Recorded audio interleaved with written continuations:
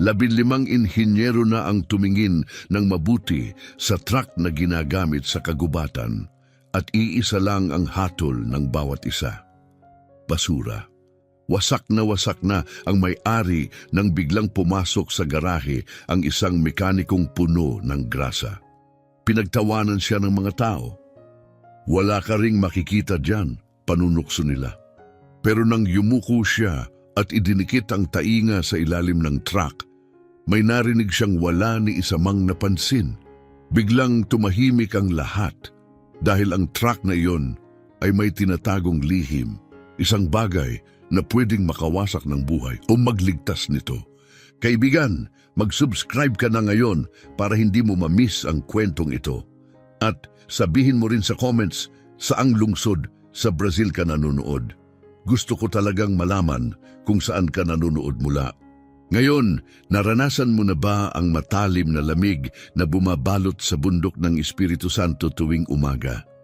Iyong malamig na hanging pumupuno sa baga, dala ang amoy ng eucalyptus at basang lupa. Doon mismo nagsisimula ang ating kwento sa mga liku-likong kalsada ng Domingos Martins, Espiritu Santo. Pero huwag kang magkamali, hindi ito basta-bastang kwento. Isa ito sa mga istoryang hindi mo basta makakalimutan. Sa lugar na ito sa bundok, kung saan ang mga kalsada ay parang ahas sa liku-liko, ang bawat kurbada ay pwedeng bumaligtad ang sikmura mo, ang buhay ng mga tao'y umaasa sa isang bagay, mga truck sa kagubatan. Hindi ito mga ordinaryong truck, mga halimaw ito gawa sa bakal at bakal. Umaarangkada pababa ng bundok habang may kargang tonelada-toneladang troso ng eucalyptus at ang dagundong ng kanilang diesel engine ay parang kulog sa lambak. Ramdam mo ang panginginig sa dibdib kapag dumaan sila. At isa sa mga higanteng ito ang naging sanhi ng kaguluhan sa kumpanyang tinatawag na São Salvador Transportes.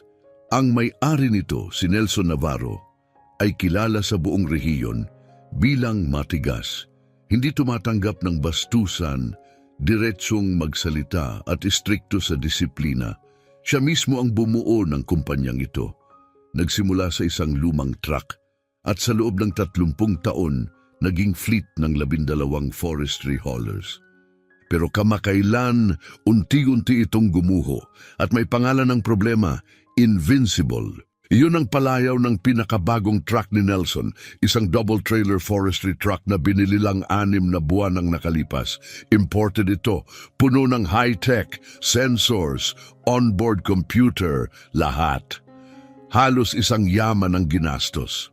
Dapat sana'y bituin ng fleet ang magdadala ng pangalan ng São Salvador sa rurok ng tagumpay. Pero may isang nakakatakot na problema ang Invincible na ni isa ay hindi maipaliwanag. Tuwing dadaan ito sa tinatawag na kurba ng demonyo, isang matarik na pababa, pagkatapos ng kilometro 47, may 23 degree na inklina, may imposibleng nangyayari. Biglang napaparalisa ang preno para bang may multong pumipigil dito. Mas masama, namamatay ang makina, naiistak ang truck na may dalang 40 toneladang troso, nakaharang sa buong kalsada. 7 beses na itong nangyari, 7 aberya, 7 naantalang delivery, 7 galit na kliyente.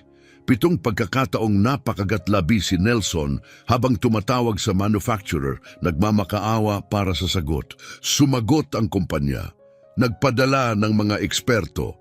15 inhinyero mula São Paulo ang lumipad, naka-long sleeves, may tablet sa kamay.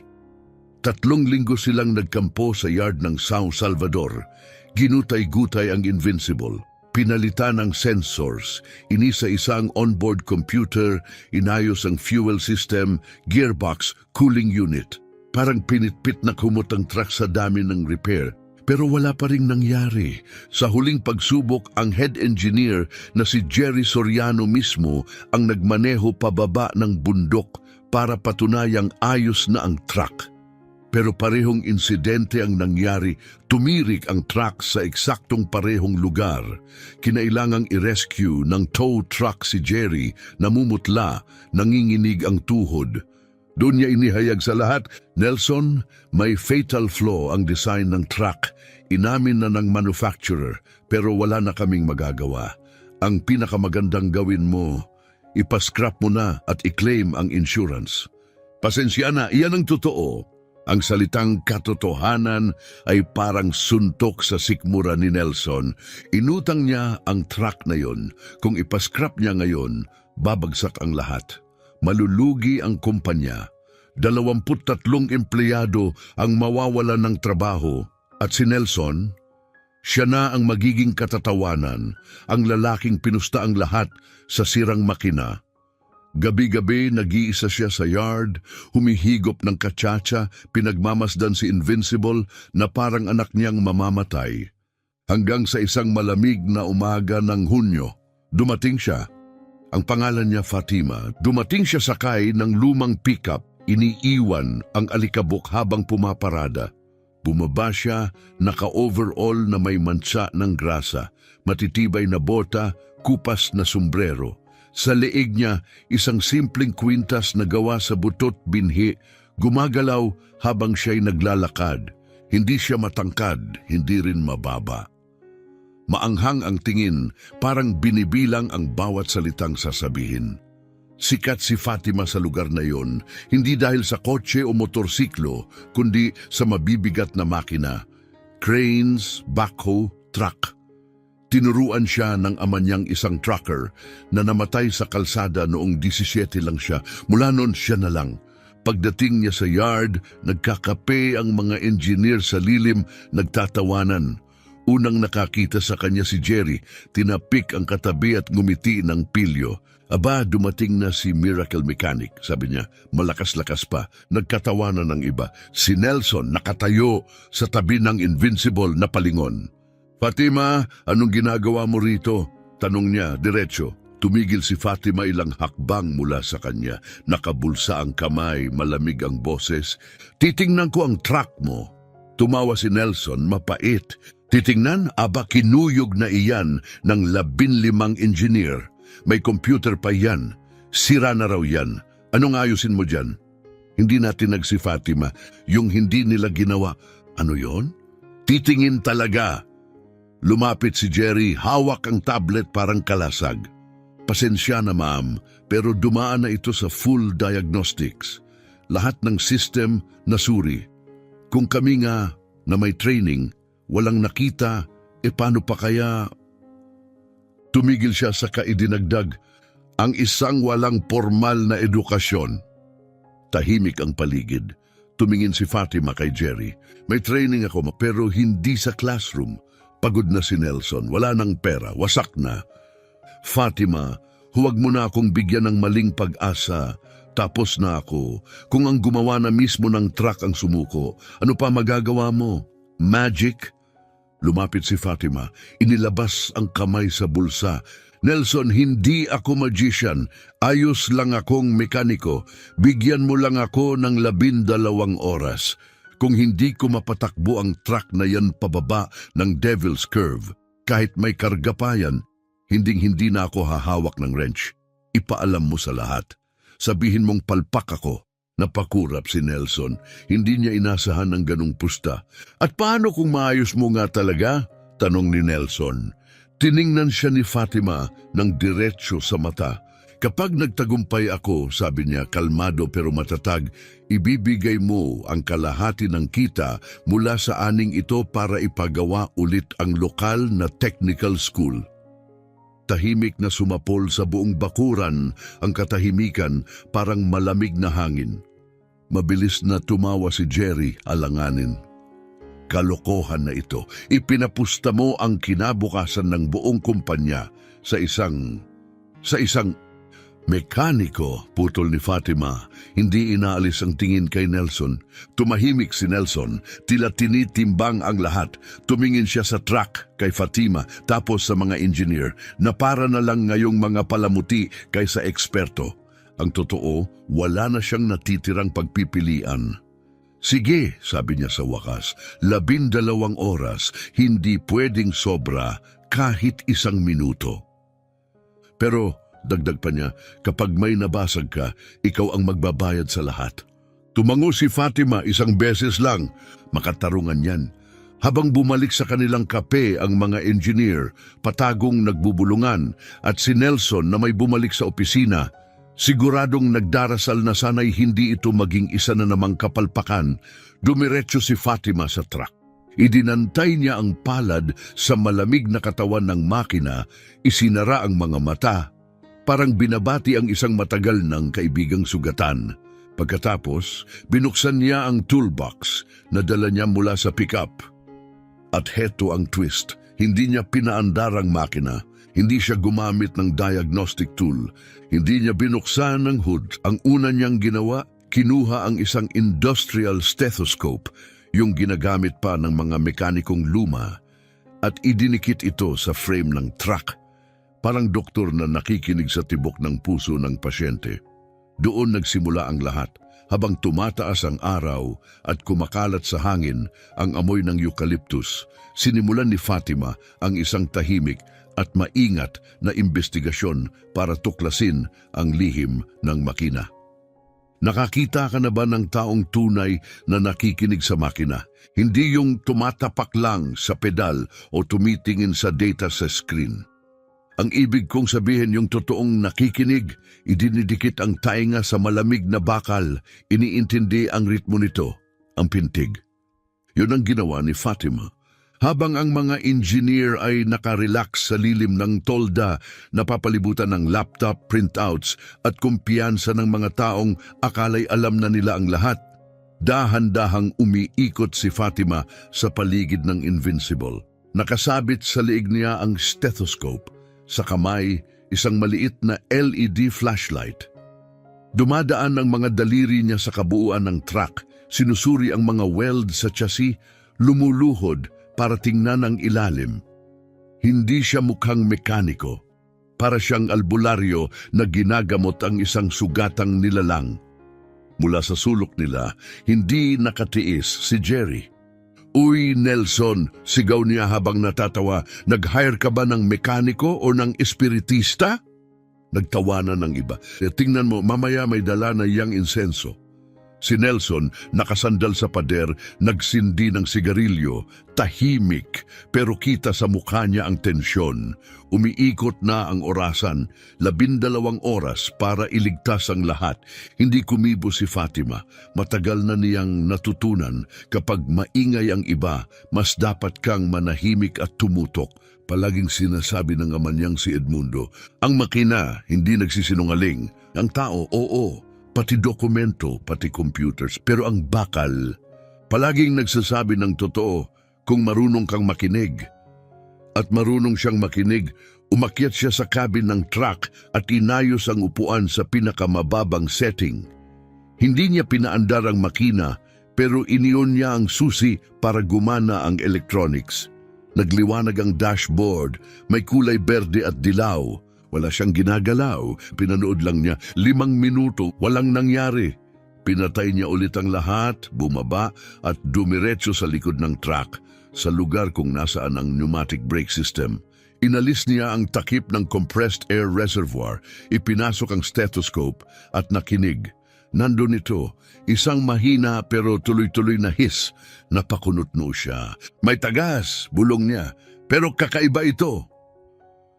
Kinuha niya ang lumang analog pressure gauge mula sa toolbox, yung may karayom, hindi screen.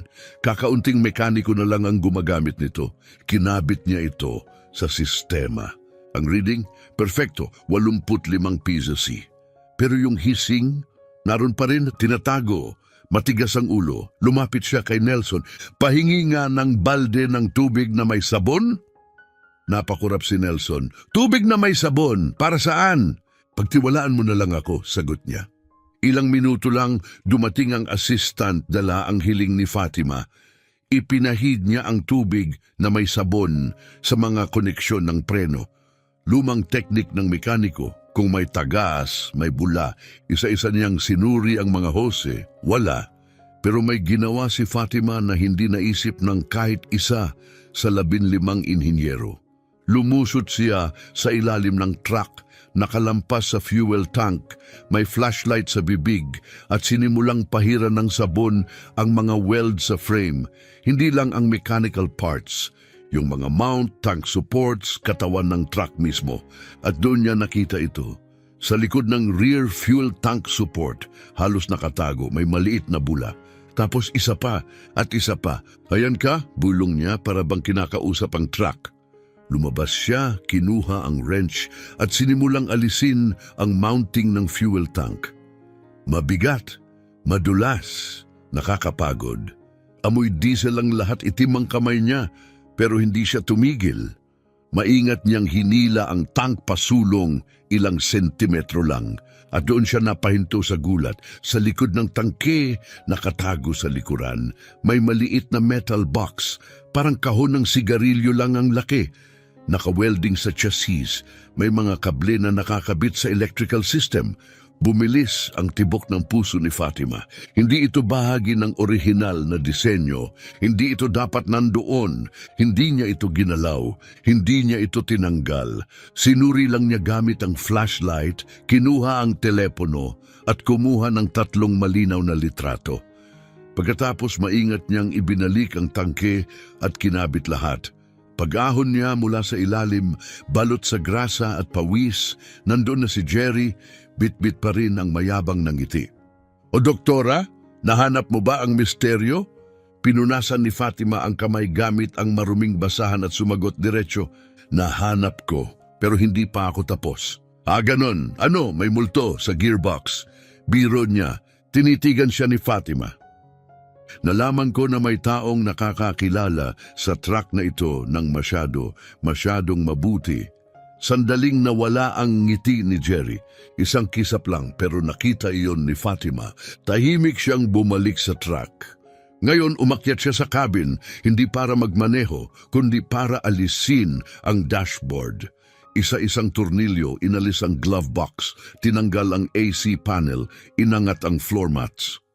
Gumagalaw siya parang nag-aayos ng orasan. Maingat, tahimik. Lumapit si Nelson kabado. Fatima, anong ginagawa mo? Na-check na ng mga engineer yan. Oo, sagot niya, hindi tumitingin. Pero hindi nila hinahanap ang hinahanap ko. At ano naman ang hinahanap mo? Hindi siya sumagot. Nagpatuloy lang siya sa trabaho. Sa ilalim ng upuan ng driver, may isang layer ng makapal na foam, pang soundproofing para pigilan ang ingay mula sa makina. Sa unang tingin, mukhang hindi naman nagalaw ang soundproofing panel, standard gawa ng pabrika. May malinaw pang tatak ng logo ng manufacturer sa ibabaw. Pero may kakaibang napansin si Fatima. Masyadong malinis ang mga gilid. Walang alikabok, walang grasa, walang kahit anong dumi, yung tipong natural na naiipon sa mga buwan ng biyahe. Para bang may nag-aalis nito kamakailan at maingat na ibinalik. Kumuha siya ng manipis na pry tool at dahan-dahang binuksan ang mga snap lock. May biglang crack, bumigay ang panel. Sa ilalim nito, naka-welding mismo sa frame ng truck, may isang bagay na hindi dapat nandoon. Pangalawang kahon, mas malaki kaysa sa una niyang nakita. Parang kahon ng sapatos ang laki. May kumpol ng makakapal at makukulay na mga kable na nakakonekta sa electronic injection system, ABS brakes at onboard computer ng truck. Nanlamig ang katawan ni Fatima. Hindi ito sira, ito ay sabotahe. Hindi siya sumigaw, hindi siya tumawag ng tulong. Kalma siya, nakatutok. Kinuha niya ang kanyang telepono at kinuna ng litrato mula sa iba't ibang anggulo, parang naghahanda ng ebidensya sa korte. Pagkatapos, gamit ang maingat na kamay, kinuha niya ang distornilyador. Hinanap ang bolt na nakakabit sa isang kable ng injection module at sinimulang paluwagin. Habang kumakalas ang kawad, may narinig siyang click mula sa loob ng kahon. Mahina! Halos di marinig, pero alam ni Fatima ang tunog na iyon, isang relay switch ginagamit sa car alarms. Pero ang isang ito, itinimpla para gumana kapag tumagilid ang truck sa partikular na anggulo, gaya ng sa matarik na pagbaba ng Devil's Curve. Kapag na-activate, Nagpapadala ito ng maling signal sa computer.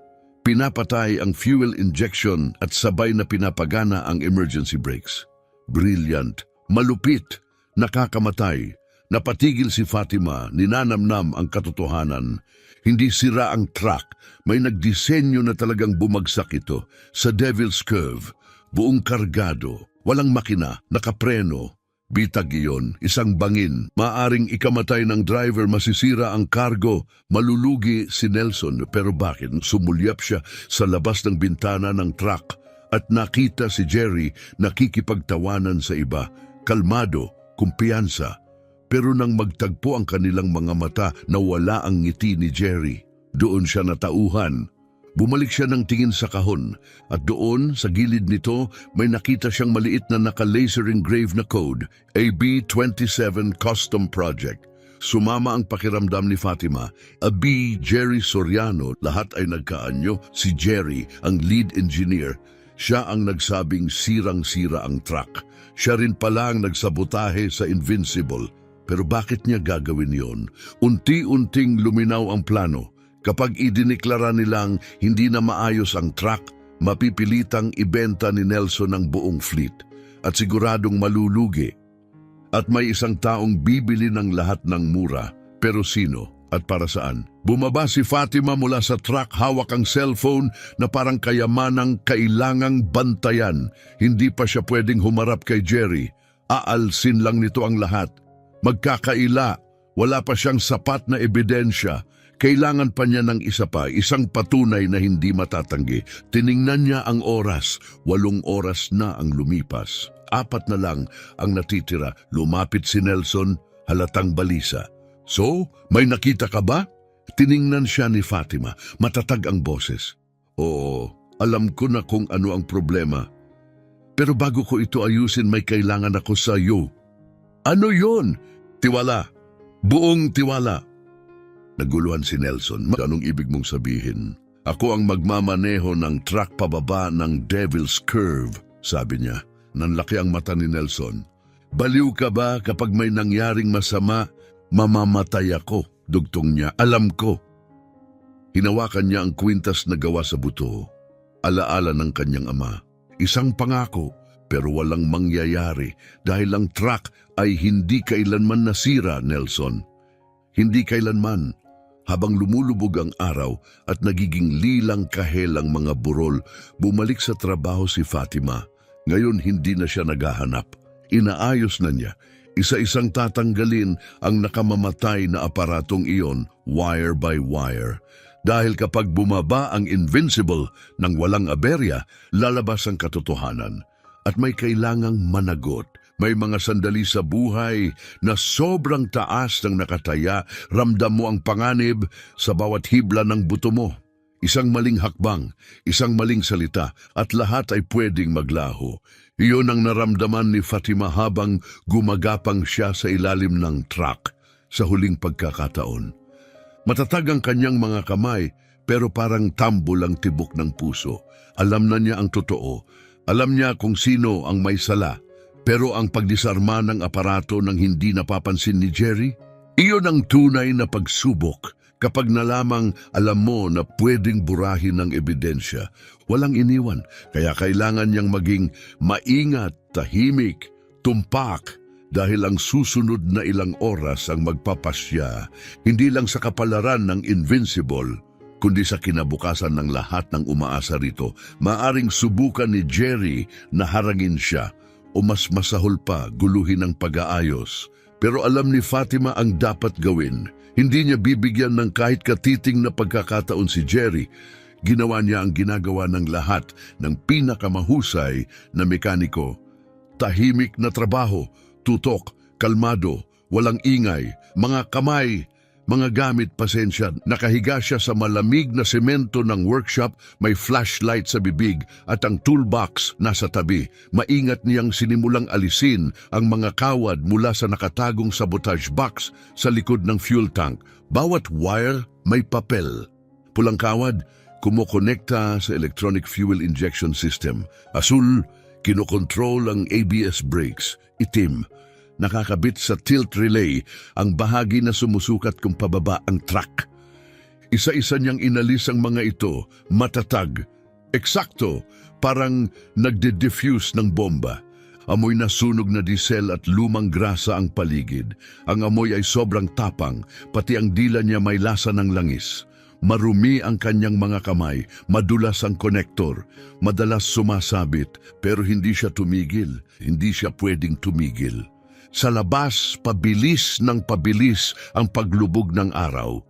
Dumaan ang sinag sa pagitan ng pader ng workshop. Humahaba ang mga aninong parang kamay na sumusungkit. Si Nelson paikot-ikot. Sunod-sunod ang sigarilyo, lutang ang isip, basag ang nerbiyos. Ang mga engineer, nasa ilalim pa rin ng tolda. Pero may nagbago. Wala nang tawanan. Tahimik silang nakatingin sa workshop, parang mga taong naghihintay ng masamang balita. Lalo na si Jerry, hindi niya inaalis ang tingin sa truck. Naisip na niyang may kakaiba. Mas matagal na si Fatima sa ilalim ng truck, mas matagal sa loob ng kabin.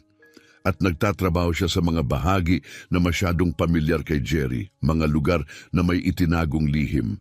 Tumayo si Jerry, nilamukos ang tasa ng kape, itinapon sa basurahan, at saka casual na naglakad papunta sa truck, kamay sa bulsa.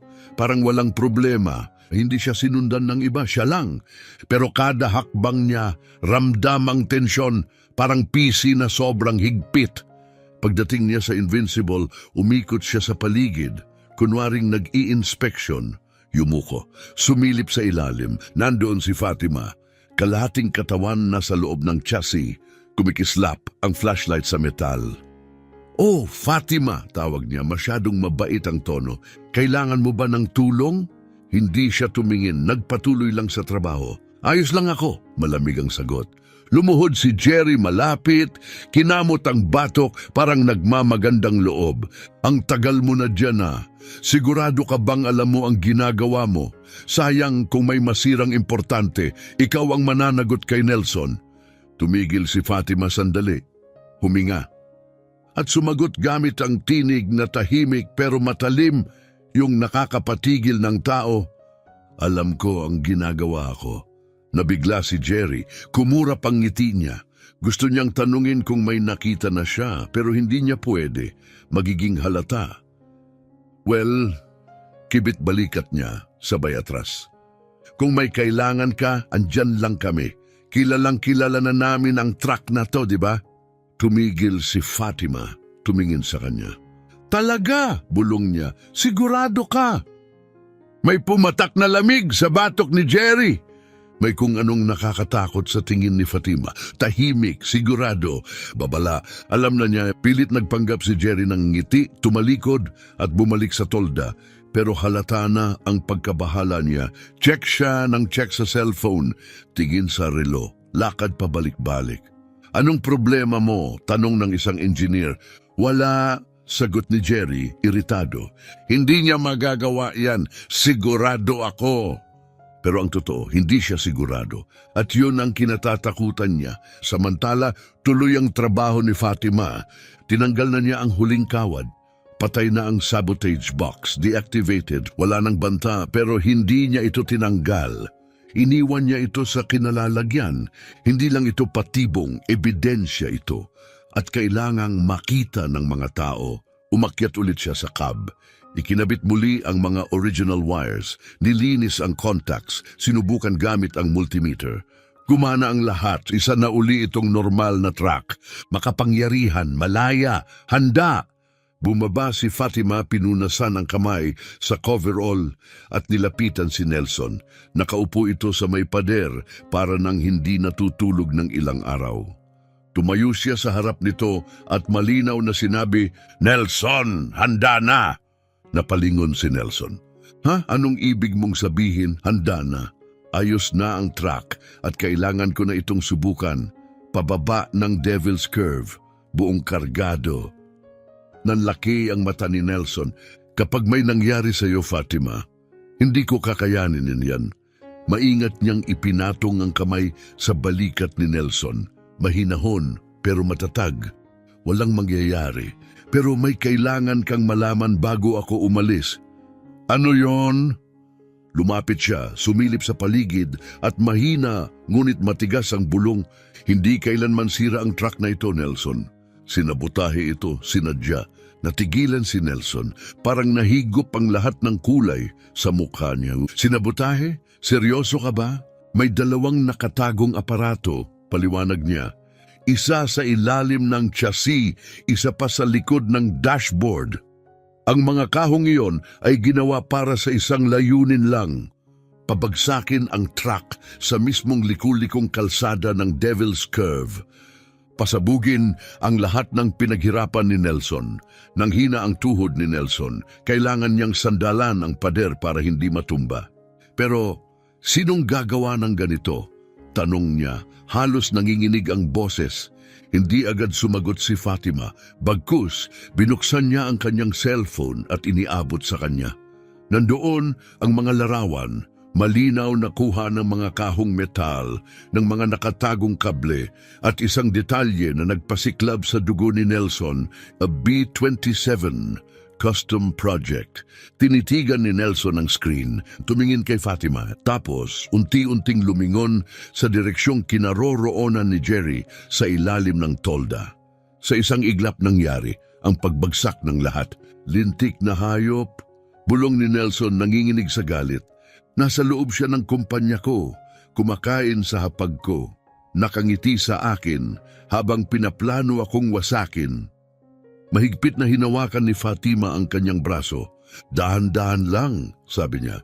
Hindi pa natin alam kung siya lang. Maaaring may kasama siya. Kapag hinarap mo siya ngayon, itatanggi niya. Sasabihin niyang peke ang mga larawan. Babaluktutin niya ang kwento. Anong gagawin natin? Galit na tanong ni Nelson. Ngumiti si Fatima. Hindi ngiti ng tuwa, kundi ng determinasyon. Hayaan nating ang katotohanan ang magsalita, sagot niya.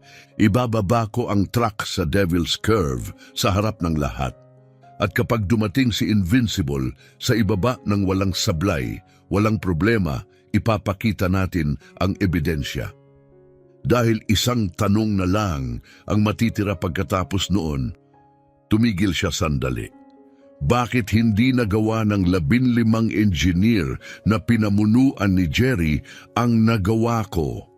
Dahan-dahang tumango si Nelson. Delikado, pero iyon lang ang paraan para mailantad ang totoo na walang makakatanggi. Sige, sabi niya, malalim ang hinga. Gawin natin. Sasama ako sa iyo. Hindi, mabilis na sagot ni Fatima. Dito ka lang, kapag may nangyari sa akin, hindi ko matitiis na ikaw ay madamay. Bubukas sana ang bibig ni Nelson para tumutol, pero huminto. Kilala niya ang tingin na yon. Kapag nagpasya si Fatima, hindi na nagbabago. Magdala ka man lang ng radio, sabi niya mahina. Tumango si Fatima, magdadala ako. 15 minuto ang lumipas, buong kargado na si Invincible, 40 tonelada ng eucalyptus logs. Umungol ang truck sa bigat, umiiyak ang suspensyon, pero buo ang katawan. Umakyat si Fatima sa cab, inayos ang upuan, kinalas ang seatbelt, isinuksok ang susi, umugong ang diesel engine, malalim, malakas, tumindig ang lupa. Sandali siyang tumigil. Idinantay ang kamay sa manibela, naalala ang kanyang ama, si Edmundo. Ang truck ay parang tao, palagi nitong sinasabi. Kapag iginagalang mo, dadalhin ka nito kahit saan. Inilagay niya sa mababang gear, umandar ng dahan-dahan palabas ng bakuran. Tumigil ang lahat, mga driver, mga mekaniko, mga staff, mga engineer, lahat nakatingin. Si Jerry namutla, nanginginig ang kamay. Alam niya ang totoo. Kapag nakababa ang truck tapos siya, lumabas si Invincible sa kalsada, may kasunod na alikabok. Huminga ng malalim si Fatima, tahimik na nagdasal, at nagsimula ang pagbaba, Devil's Curve. Ang bangin na may 23 degree slope, ang bangin na bumigo sa 15 engineer, ang bangin na muntik ng pumatay sa negosyo ni Nelson, low gear, Engine brake activated, umandar, maayos ang makina, responsive ang preno, kalagitnaan, 3 kapat, tapos nadaanan na niya, walang sablay na walang pagkalok, walang drama, parang walang problema. Sa ibaba, pinahinto ni Fatima ang truck, pinatay ang makina, nanatiling nakahawak sa manibela, mabilis ang tibok ng puso, nagtagumpay siya. At nang marinig sa radyo ang boses niya, nakababa ako, buhay ako, perpekto ang truck. Tahimik ang buong bakuran, narinig pa ang hangin sa pagitan ng eucalyptus trees. Napapikit si Nelson, malalim na hinga, parang tao na matagal nang hindi humihinga at sumabog ang tuwa. Palakpakan, sigawan, may isang naghagis ng sombrero. Kaligtasan, naligtas ang kumpanya. Hindi basura si Invincible, pero ang mga engineer, tahimik, sa ilalim ng tolda, gulat, nagkakatinginan. Paano nagawa ng mekanikong may grasa sa damit ang hindi namin nagawa? Si Jerry, nakasandal sa poste, namumutla, nanginginig. Alam niya, at alam niya kung anong susunod. Sumubok siyang tumakas, lumakad papunta sa sasakyan, pero nakita siya agad ni Nelson. "Jerry!" sigaw niya, "Huwag kang kikilos, manatili ka dyan." Tumigil si Jerry, dahan-dahang humarap, pilit ang ngiti. "Kukuha lang ako ng gamit sa kotse." Sabi ko, "Huwag kang kikilos." At sa boses ni Nelson, tapos na ang diskusyon.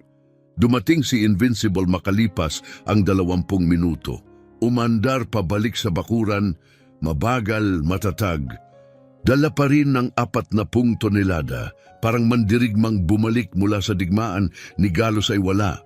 Huminto si Fatima, pinatay ang makina, bumaba, madumi ang damit, pawis ang muka, pero ang mga mata tahimik, hindi mapagmataas, buo. Lumapit si Nelson at ginawa ang hindi inaasahan ng lahat, inalis ang kanyang sombrero, yumuko. "Fatima," malakas at malinaw niyang sinabi, "humihingi ako ng tawad, pinagdudahan kita at nagkamali ako." Pinatong ni Fatima ang kamay sa kanyang balikat. "Hindi ka nagkamali," mahina niyang sagot. "Naloko ka tulad ng lahat." Humarap siya sa mga inhinyero. "Hindi kailanman may depekto ang truck na ito," sabi niya. "Sinabotahe ito. Nagkagulo ang bulungan." "Ano? Imposible. Chinek na namin lahat." May isang lumapit, "Inanalyze namin lahat ng sistema." Tinitigan siya ni Fatima. "Inanalyze niyo ang mga sinabing i-analyze. Pero wala ni isa sa inyo ang naghanap sa mga bagay na nakatago." Lumuhod siya. Ipinailaw ang flashlight sa ilalim ng truck. "Kita niyo ito? Gumagawa ito ng peking tagas kapag pababa ang truck. At may isa pa sa loob ng cab, sa ilalim ng upuan.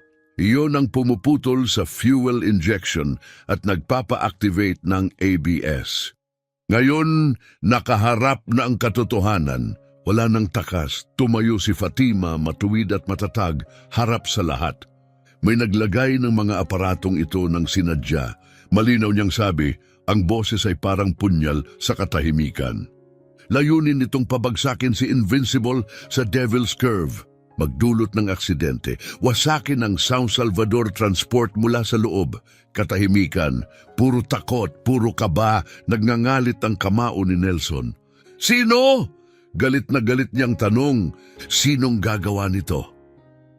Hindi sumagot si Fatima ng salita. Binuksan niya ang phone, inaccess ang photo gallery at iniabot kay Nelson. Isa-isa niyang sinwipe ang mga larawan. Pagkatapos pinasa sa iba, lahat nakakita. Ang kahina-hinalang mga kahon, ang kalat-kalat na nakatagong kable, ang kahina-hinalang koneksyon, at ang pinakamapanganib na ebidensya, AB-27 custom project, nakaukit gamit ang laser. May isang batang engineer sa likod, umusli para basahin ang screen. A B-27 custom project, a B... Tumigil siya, nanginginig ang boses. "Jerry Soriano?" Bumaling ang lahat ng ulo, lahat ng mata kay Jerry. Mukha siyang multo, maputla, nanginginig, natutuyong mga labi. "Peke yan!" pautal niyang sigaw. "Gusto lang niya akong idiin, pineke ang mga larawan." Lumapit si Fatima, kalmado, walang takot. "Peke?" ulit niya. "Sige, buksan natin ang truck dito. Ngayon, sa harap ng lahat. Tingnan natin kung nandun ang kahon. Tingnan natin kung may ukit nga. Umatras si Jerry, isang hakbang paatras. Hindi, wala akong kinabit, engineer ako. Bakit ko naman sisirain ang truck? Bahagyang tumagilid ang ulo ni Fatima. Naningkit ang mga mata. Magandang tanong. Bakit nga ba? Para sa pera? Ganti? O may nag-utos sa'yo? Pinasag ang kumpiyansa ni Jerry. Tumingin siya sa paligid, pero pati mga kapwa-engineer ay lumayo na sa kanya. Wala nang gustong madikit sa pangalan niya. Lumapit si Nelson. Mabibigat ang hakbang, nakakuyom ang panga. Jerry, malalim ang boses, puno ng galit. Tinanggap kita, pinakain kita, pinaniwalaan kita. At ito ang igaganti mo, sisirain mo lahat ng pinaghirapan ko? Hindi, sigaw ni Jerry desperado. Wala akong balak manakit, sumunod lang ako sa utos. At doon na lumabas, isang buong pag-amin. Nagkagulo ang bakuran, sigawan, bulungan, reaksyon, pero tinaas ni Fatima ang kamay. Tahimik muli. Sino ang nag-utos sa'yo, Jerry? Napatigil siya, tumingin sa lupa, baluktot ang balikat, lumuluhang kamay, pilit tinatago sa bulsa. Hindi ko pwedeng sabihin. Sabihin mo na ngayon, utos ni Nelson, o sa pulis ka magpaliwanag kapag dumating sila. Pumikit si Jerry. Alam niyang tapos na. Transmadeira Sul, mahina niyang sabi. Lumapit sila sa akin 3 buwan na ang nakalipas. Gusto nilang bilhin ang fleet ni Nelson pero ayaw niyang ibenta. Kaya inalok nila ako ng 50,000 kapalit ng pagsabotahe sa Invincible. Kapag inakala raw niyang sira ang truck at nalugi siya, bibili nila lahat ng mura. Para itong kulog na sumabog sa bakuran, Transmadeira Sul, ang pinakamalaking karibal ni Nelson, isang higanteng kumpanya, sinusuportahan ng banyagang puhunan. Sikat sa pagbili ng maliliit na kumpanya, walang pakundangan, walang awa. Ngayon malinaw na ang plano. Hindi nila gusto ng patas na kompetisyon, gusto nila ng dominasyon, gusto nila ng pagwasak. Namula si Nelson, nanginginig ang katawan, mukha siyang sasapok, isang hakbang pa lang, pero bigla humarang si Fatima, parang bato. Hindi, madiin niyang sabi, hindi ito mareresolba sa suntukan. Sa korte ito mareresolba. Napahinto si Nelson, huminga ng malalim na tama siya. Ang kailangan nila ay ebidensya, hustisya. Biglang may mahina ngunit malinaw na boses mula sa likod. Si Ignacio, batang empleyado, madungis ang overall, halatang baguhan. Tinaas ang kamay, kinakabahan. Sir Nelson, sa tingin ko po may mahalaga akong hawak. Ano yon? Tanong ni Nelson. Naalala nyo nung 2 linggo na ang nakalipas? Sinabi ko sa iyo na nakita ko si Jerry na kung ano-anong ginagawa sa truck ng 10 oras ng gabi. Kinutuban ako, kaya nirecord ko siya. Video, just in case. Napatigil ang lahat. Anong sabi mo? Gulat na gulat si Nelson. May video po ako. Madilim pero kita na binubuksan niya ang chassis at may ginagalaw sa likod ng tank. Ngumiti si Fatima unang beses sa buong araw. Ngayon kumpleto na ang ebidensya, mga litrato ng sabotahe. Pag-amin mula kay Jerry, aktual na device sa loob ng truck at ngayon video proof. Sapat na, sobra pa. Tumawag si Nelson sa pulis. 15 minuto lang, dumating ang 2 patrol car. Pinakinggan ng mga pulis ang kwento. Tiningnan ang mga litrato, pinanood ang video, sinuri ang truck. At nang makita ang laser engraving, walang pagdadalawang isip. Lumapit sa kanya, binasa ang kanyang karapatan at ikinabit ang posas. Habang ginagabayan siya ng mga pulis papasok sa likod ng patrol car. Binigyan ni Jerry ng huling tingin si Fatima, puno ng pait at galit. Dapat na natili ka sa lugar mo, panlibak niyang sabi. Dapat hinayaan mong ang mga lalaki ang humawak nito. Kalmadong lumapit si Fatima sa bintana ng sasakyan, sinalubong ang kanyang mga mata. At sumagot, mahina ang tinig, ngunit ang mga salitang mas matalim pa sa anumang talim. Ang lugar ko ay kung saan ko pinipiling tumayo at ngayon tumayo ako sa pagitan ng mga tapat na tao at ng isang tulad mo. Isinara ang pinto, Umandar ang sasakyan, iniwan ang ulap ng alikabok sa likuran habang lumulubog ang araw sa likod ng mga bundok, ginagawang obra maestra ng pula at ginto ang kalangitan. Hinarap ni Nelson si Fatima. Wala siyang sinabi. Binuksan lamang niya ang kanyang mga bisig. At sa unang pagkakataon, pumasok siya sa kanyang yakap. Hindi iyon basta yakap, iyon ay pagkilala, paggalang, pasasalamat. Dahil sa araw na iyon, isang mekanikong walang diploma ang gumawa ng higit pa sa pag-ayos ng isang truck. Inilantad niya ang isang sabwatan. Iniligtas niya ang isang kumpanya mula sa pagbagsak at pinatunayan niya ang isang bagay na hindi maisasabit sa dingding, na ang tunay na husay ay hindi nasusukat sa mga diploma.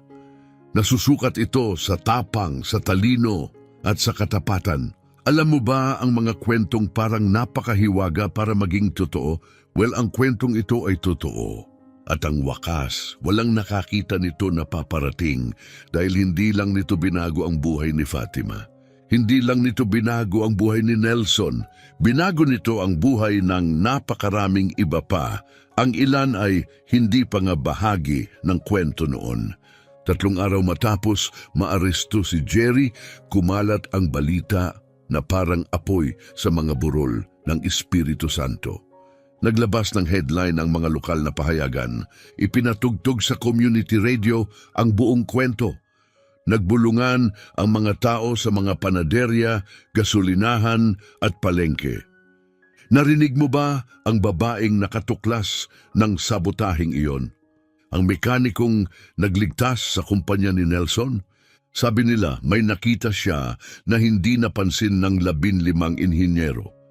At patuloy na lumaki ang kwento. Mas malalim ang paghukay ng pulisya. Natuklasan nila ang mga email, mga bank transfer, mga naitalang tawag.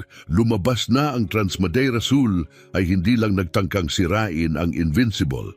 Sinubukan nilang suhulan ang mga inspektor, pilitin ang mga mekaniko, ikalat ang mga maling tsismis upang wasakin ang reputasyon ni Nelson. Isa itong buong operasyon na ang layunin ay durugin ang maliliit na kumpanya ng transportasyon at lumikha ng monopolyo. Ngunit ngayon lantad na ang katotohanan. 4 na ehekutibo ng Transmadeira Sul ang inaresto, sinuspinde ang lisensya ng kumpanya at kalaunan ito ay naibenta sa halagang mas mababa kaysa sa tunay nitong halaga. Nagtagal ang hustisya, ngunit nang dumating ito, malakas ang tama. At gayon paman, ang pinakamagandang bahagi ng kwentong ito, ang bahaging hanggang ngayon ay nagbibigay ng kilabot, ay nangyari makalipas ang 2 linggo. Isang Sabado ng umaga iyon, malinaw ang langit, matingkad na bughaw na makikita mo lamang sa kabundukan ng Espiritu Santo. Nasa talyer si Fatima, lubog ang mga siko sa hydraulic system ng isang backhoe nang may marinig siya sa labas, mga makina. Marami, pinunasan niya ang kanyang mga kamay sa basahan, lumabas sa sikat ng araw at napahinto. Dumating si Nelson, ngunit hindi siya nag-iisa. Sa likuran niya, dumating ang buong Sao Salvador Transport Fleet. 12 truck ng kagubatan nakahanay na parang mga sundalo. Bumabusal ang mga busina, kumakaway ang mga driver mula sa mga kabina, at sa unahan nilang lahat ang Invincible. Nakatali sa harapan nito ang isang malaking puting banner na may nakasulat, "Salamat Fatima." Nangilid ang kanyang mga mata. Hindi siya umiyak, hindi siya madaling umiyak. Ngunit muntik na bumaba si Nelson mula sa unahang truck, hawak ang isang malaking sobre gamit ang 2 kamay. Iba na ang kanyang mukha ngayon. Hindi mapagmataas, hindi mahigpit, mapagpakumbaba, mapagpasalamat. "Fatima," sabi niya nakatayo sa harap niya, "dumating ako upang tuparin ang aking pangako." Kumurap siya, naguguluhan. "Pangako? Ang pustahan, sabi niya, kapag inayos mo ang truck, ibibigay ko ang kalahati ng kita ng ani na ito upang ayusin ang teknikal na paaralan ng komunidad. Ganap na niyang nakalimutan iyon. Sa pagitan ng sabotaheng nangyari, ng pulisya at ng lahat ng sumunod, nawala sa kanyang isip ang kasunduan, ngunit hindi sa kanya. Binuksan ni Nelson ang sobre at itinaas ang tseke. Malaki ito. Sapat hindi lang para ayusin ang gusali, kundi para kumpletuhin ito mula itaas hanggang ibaba. Mga bagong kagamitan, mga workbench, mga computer, mga supply, ibigay mo ito sa punong guro ng paaralan, sabi niya. At may iba pa. Humarap siya sa mga driver.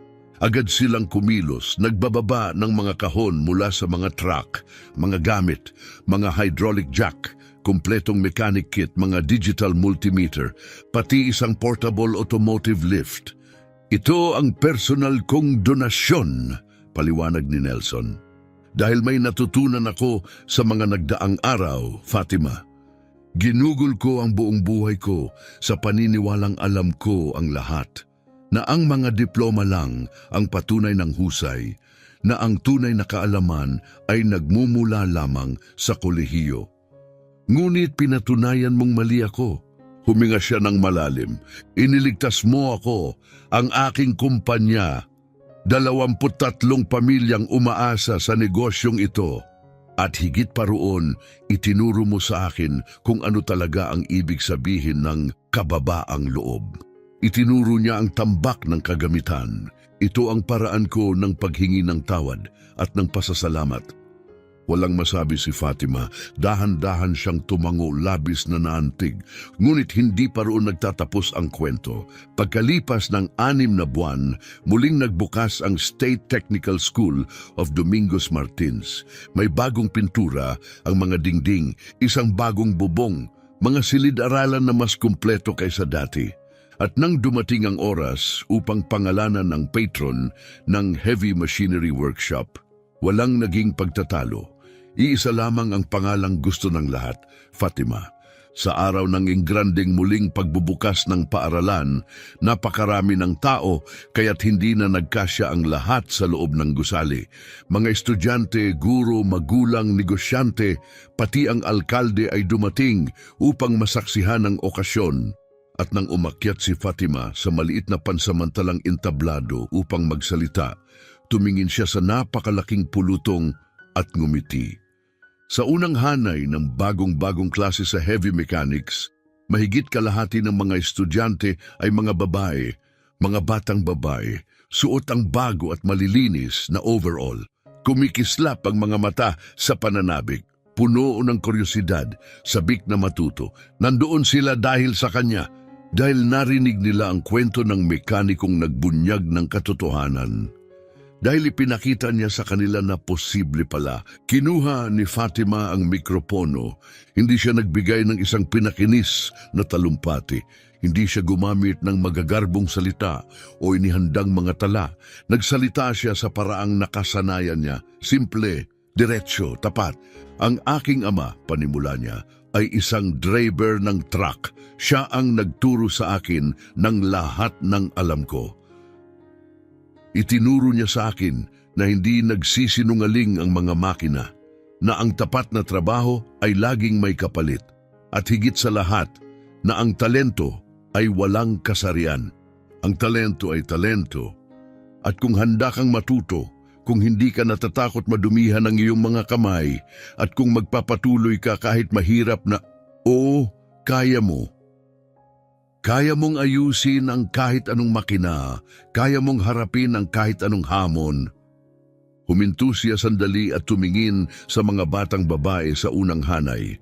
Alam kong marami kayong maririnig na kalokohan dyan, na hindi raw ito trabaho para sa babae, na hindi raw kayo sapat ang lakas, na wala raw kayong lugar malapit sa isang gearbox.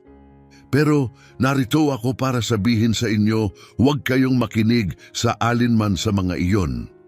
Dahil narinig ko na rin ang lahat ng iyan.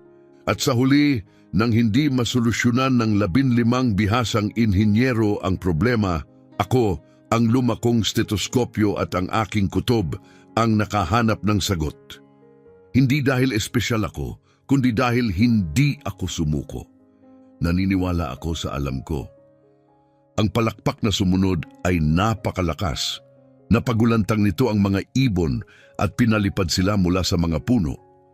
Matapos ang seremonya, habang unti-unting naglalaho ang mga tao at lumulubog ang araw sa likod ng mga burol, nag-iisang tumayo si Fatima sa bagong-bagong workshop ng paaralan. Hinaplos niya ang mga bagong kagamitan, nilanghap ang matapang na amoy ng malinis na langis at sariwang bakal. Pagkatapos, dinukot niya sa kanyang bulsa ang lumang kuwintas na may butil na bigay ng kanyang ama. Hawak niya ito sa kanyang palad, makinis na ang mga butil dahil sa mahabang paggamit at marahang ibinulong. Nagawa ko, Itay. Nagawa ko ang laging gusto mong mangyari, na ipasa ko ang itinuro mo sa akin. Sa tahimik na sandaling iyon, napapalibutan ng mga makina ng hinaharap. Alam niyang may isang bagay na ganap ng umikot pabalik sa pinagmulan. Ang karunungan ng kanyang ama ay hindi maglalaho. Ito'y lalago, ito'y kakalat, ito'y huhubog ng mga buhay. At si Nelson, nagbago rin siya. Hindi lang ang kanyang negosyo, kundi ang kanyang pananaw.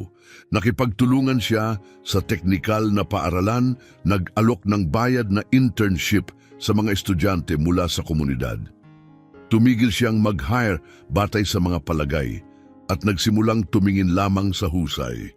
At sa tuwing may bagong kliyenteng bumibisita sa kanyang opisina, ikinukuwento niya ang istorya ng Invincible. Ang truck na tumangging sumuko at ang mekanikong nakakita ng hindi nakita ng iba dahil sa huli ang detalyeng nagpabago sa lahat ay hindi lang ang nakatagong kahong hinang sa chassis. Hindi rin ito ang serial number na nakaukit sa metal. Ang detalyeng nagpabago sa lahat ay ang kakayahan ni Fatima na makita ang binabaliwala ng iba. Na magtanong ng mga tanong na walang ibang naisip itanong. Na makinig, talagang makinig sa isang makinang matagal nang sinukuan ng lahat. Ang detalyeng iyon ang nagligtas ng isang kumpanya. Ang nagbunyag ng isang krimen, ang nagbukas ng pinto ng isang karera para sa dos-dose ng batang babae na minsang nag-isip, hindi iyon trabaho para sa akin. At pinaalala nito sa lahat ang isang bagay na madalas nating nakakalimutan. Ang tunay na talento ay hindi nagmumula sa diploma. Nagmumula ito sa dedikasyon, sa tapang, sa puso. At ngayon, kung sakaling magmaneho ka sa Domingos Martins at makakita ka ng isang forestry truck na bumababa sa kilalang Devil's Curve, tandaan mo ito. Malaki ang tsansang ang driver sa likod ng manibela ay isa sa mga estudyante ni Fatima. Isang batang babae na natutong walang trabaho ng lalaki o trabaho ng babae. Mayroon lamang trabahong ginagawa ng tama at ang mga gumagawa nito ng tama ay karapat-dapat sa paggalang. Ito ang kwento ng Invincible, ang kwento ng isang misteryong nagpahinto sa 15 inhinyero ngunit nalutas ng isang mekaniko na may lumang stetoskopyo at matalas na instinct. At sa paggawa nito, hindi lang siya nagayos ng isang truck. Inayos niya ang mga kawalang katarungan. Nagbukas siya ng mga pinto, binago niya ang mga tadhana dahil kung minsan ang pinakadakilang talento ay hindi ang pagkakaroon ng lahat ng sagot, kundi ang pag-alam kung alin ang tamang mga tanong na dapat itanong. At ang hindi kailaman pagsuko hanggat hindi mo sila nahahanap,